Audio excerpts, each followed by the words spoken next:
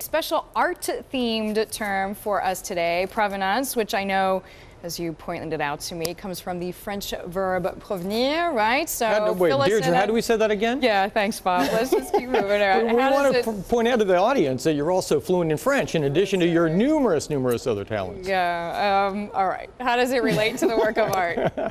The provenance is the chain of title that is established when the artist creates it in the studio, and it's the chain that runs all the way to the present day and where we have it now. And there are several actually very interesting things about provenance and how it affects the value of an art piece. I think it has more impact on the value of the art piece than most people realize. Certainly, I hadn't realized before we started working with some art funds. But if the piece is genuine, why is it so important?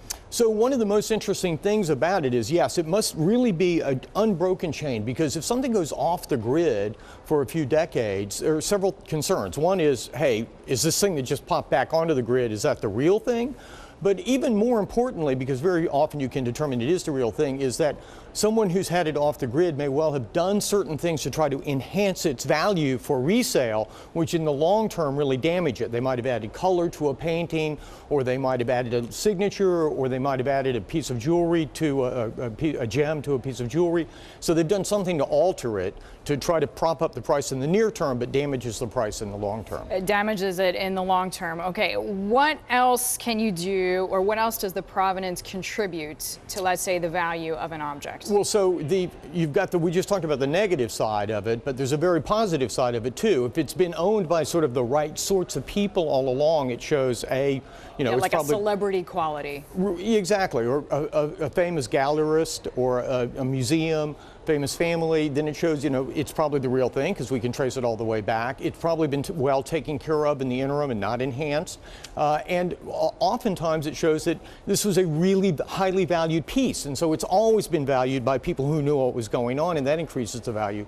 Just today, we actually had another fund that we work with sell a porcelain, very important porcelain in Hong Kong, and it sold for a great price, and part of it was it had a great provenance, and the provenance had been that it had been owned by two royal families since being made, and so that made it a lot more valuable.